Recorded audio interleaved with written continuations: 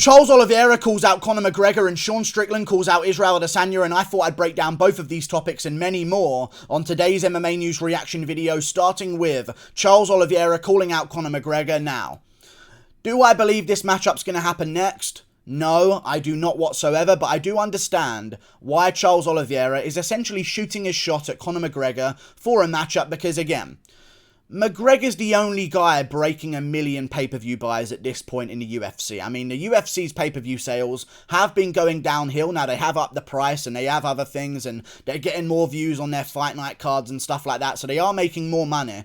But the pay-per-view sales are not looking good right now for the UFC. They do have a couple of fights, like when Colby Covington fights recently against Usman, sells a lot of buys. Also, Jorge Masvidal, when he takes on Usman for a title, that sells a lot of pay-per-view buys as well. But Israel Adesanya is seen right now as the next big star in the UFC outside of Conor McGregor, and he sold 600,000 pay-per-view buys with Nate Diaz on his undercard. So it's very, very obvious that McGregor is the only guy who can supersede that 1 million pay-per-view buy rate. And if you're a champion in the division of McGregor, you want that matchup all day, every day. Okay, I know it doesn't make any sense whatsoever, but for Charles Oliveira, who was making good money in the come up of his career, at least in the lightweight division, I believe he was making like $250,000 to win against guys like Jim Miller and even like Daniel Tamer and stuff like that. But either way, when you become a champion in the UFC, I know people like to say they don't get paid, but they get 5% of the pay-per-view shares at least when you become a champion if you're a big enough name. Of course, sometimes this isn't the case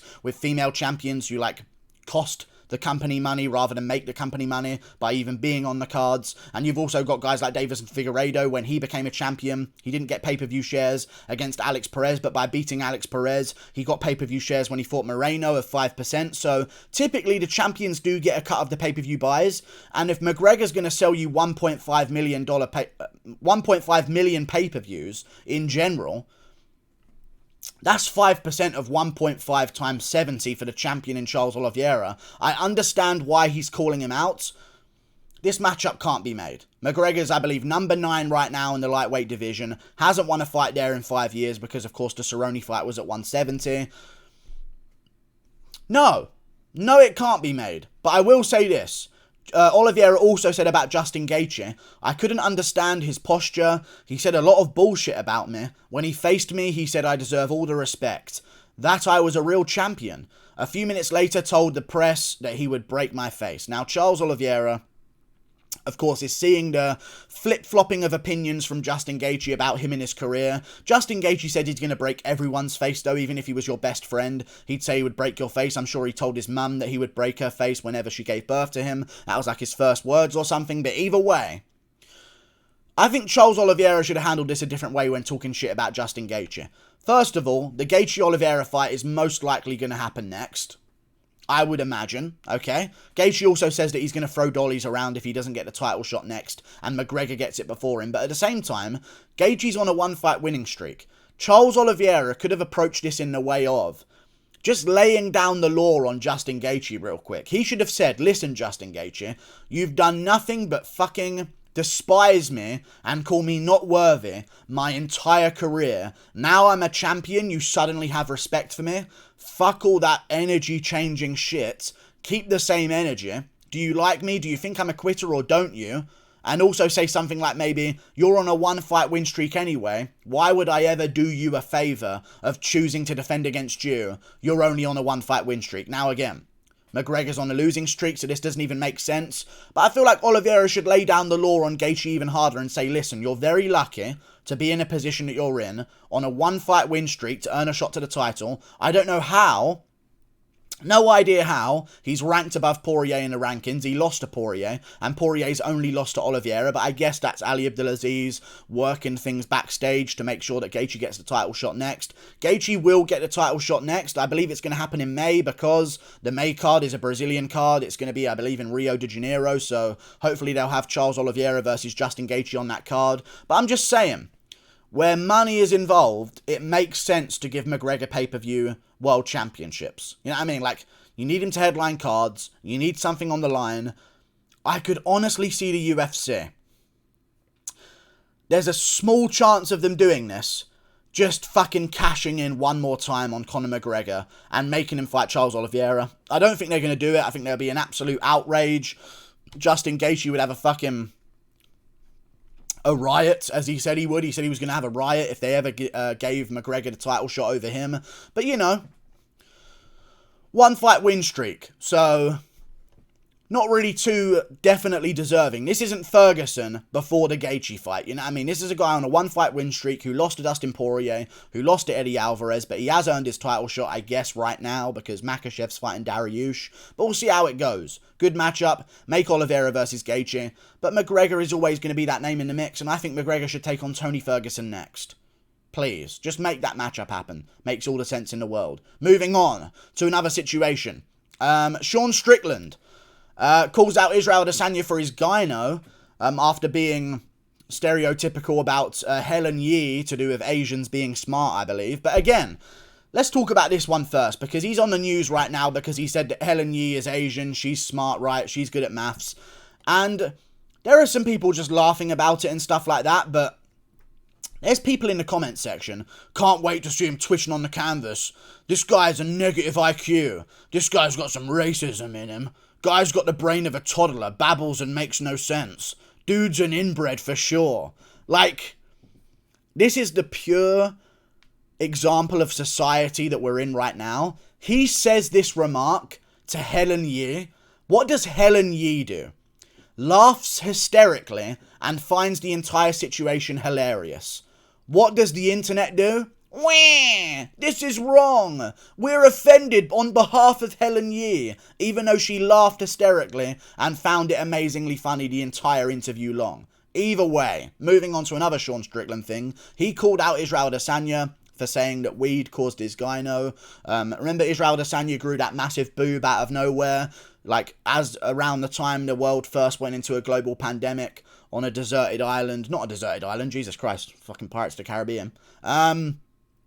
On one of the most remote islands on Earth, he grew a boob around the time of the world closing down. A lot of fighters have been getting a bit of gyno recently since the whole pandemic and the world shut down. I think it's because they haven't really got their source or supply at the same efficiency that they used to get it. And he grew a breast in the middle of his career, in peak athletic condition, nowhere near puberty, and randomly grew it on one side, which is even more irregular because usually you get it on both sides if you are going to get it naturally through puberty or something like that. So Israel Adesanya is definitely on roids, but Sean Strickland called him out. We've all seen Adesanya fight with a titty that hung down. Have you ever seen a man fighting in the UFC with gyno from weed? Look at Nate Diaz. If that was the case, Nate Diaz would have tits down to his knees, which is a very true situation. Everyone just fucking ignores it about Israel Adesanya, but Sean Strickland calls it out. Some people are just so dumb, though. Izzy is just the last type of person I'd ever suspect of doing roids, to be honest. Is one of the most liked comments here. The best in the world by far in his division is the least suspect of roids. The guy who grew a breast in the middle of his 30s, around the time of a global pandemic, on one of the most remote islands on Earth, that blamed it on weed and refused to show the doctor's papers for. He's the least suspicious one. I'd say he's the most, in all honesty. You don't have to have fucking big muscles to be on roids. Like, roids don't really... Most of roids don't even attribute to building muscle. You can get speed, you can get durability, athleticism, cardio, like just general fast twitch stuff that you wouldn't even notice on the outside with like big bulging traps or anything like that. But either way, some people are defending it and saying, oh, lol, endocrinologists have a challenging enough time troubleshooting hormone irregularities, but MMA fighters know for certain. He grew a breast in his 30s. And people are using, well, USADA never caught him. USADA knew Lesnar was on roids, but let him fight anyway, because they would have lost a pay-per-view otherwise. So, USADA is not an argument. End of story. But yeah, people do stuff like that. That's just how it goes. I literally have gyno specifically from smoking weed. Now, this is a problem. People mention shit like this, yeah, and you can actually get it a little bit, but not to the extent where you've got a whole fucking breast hanging off. That's a different level, okay? But people bring up stuff like, I had a gyno when I was 12, I grew up with it. Yeah, because you went through fucking puberty and your hormones were all over the place.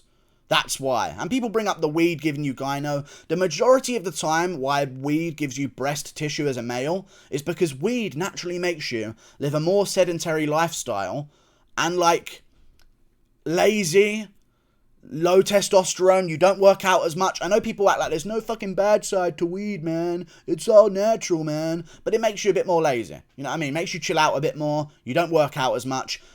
When you're a physical, primed athlete, nowhere near puberty, and you live the life and fuel your body like a temple, weed is not going to make you fucking grow a C cup overnight.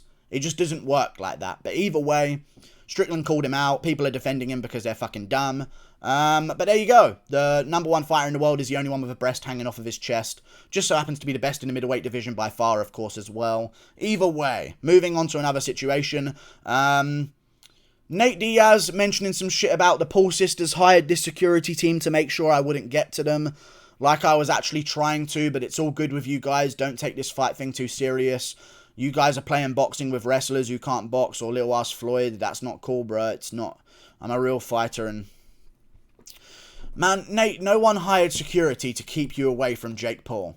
Like, bro, you're unranked in every division. Like, I can't get over the delusion of Nate Diaz. Also, Chimayev and Belal Muhammad have been going back and forth.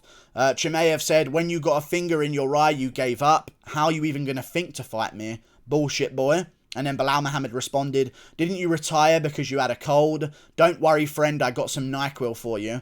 Now, if Belal didn't steal his fucking lines from Colby Covington, this would be a 10-8 Belal. And it is a 10-8 Belal, if you just look at the words being said. But they're literally both of... NyQuil is the TyQuil stuff, the NyQuil. Covington mentions that a lot in his build-ups to his fight. Didn't you retire because you have COVID? That was, or had a cold, a common cold. That's what Colby Covington said about Chimayev as well. So Belal Muhammad is just basically fucking copying the fucking rhetorics of Colby Covington here. But again, you're going to say those things about Belal Muhammad, or about Khamzat Chimayev anyway, because that is what happened to him. So it's not exactly stealing it. It's just pointing out the situation. But yeah, Chimayev kind of got roasted on this one. One thing I'm confused by, though, is why Chimayev seems to be angry that no one wants to fight him. And then whenever someone says they want to fight him, he says, nah, you don't want it. I know it's the matchmakers probably and not Khamzat Chimayev, but no one's fighting me. Wait, someone called you out for a fight. He doesn't want to fight me. Seems to be like every single time. Nate Diaz is doing exactly the same thing right now as well, where he says all these guys are too scared. Luke, I'm not scared. Other guy, I'm not scared. I'm not scared. I'm not scared. Nah, they're all scared. They don't want the matchup. They don't want it. They don't want to take on the unranked champ, the real unranked champ. Fuck Sean O'Malley. It's Nate Diaz. I don't know, but that's just a fucking situation on Chimayev and Belal Muhammad. Don't know what's fucking going on there. Hopefully they make the matchup though and just fucking get it over with. Chimayev wants to fight every weekend. Why is there a hold-up? Put him on the February card, put him on the January card. They won't anyway because they're trying to tank Ngannou's pay-per-view numbers to ruin his negotiation power. So there it is. Fucking hell, eh? And then also Yanez and Sean O'Malley have been going back and forth as well. Sean O'Malley says, Yanez, just because I'm top 15 doesn't mean I won't come and beat your unranked ass, bud. Well, I think he would whoop up Adrian Yanez. After watching Randy Costa versus Adrian Yanez, O'Malley could do that for 3 rounds, I reckon. Now, Yanez is going to improve and stuff, but he doesn't really have any leg kicks. Not really many kicks in general, to be honest, other than a head kick now and again against an opponent who's already on his way out of the fight anyway. Boxer against Sean O'Malley with way less reach, way less speed, way less athleticism, and probably less power as well.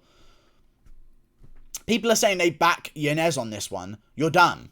Like, you can't pick him. I think O'Malley would school Yanez, and if he wants that matchup next, that's the matchup to fucking happen next. If he wants to stay active and he wants to build his career even more and then take on a top opponent, that's what he's going to do. So we'll see what happens with that matchup. Hopefully they don't do that one next. Hopefully they do something like Sean O'Malley versus Rob Font or something like that. But either way, I don't mind it as long as he's staying active. That'd be good to see. And that's all, I believe. See you later, guys. Thank you for tuning in. Toodle pip. I'll see you later. Goodbye.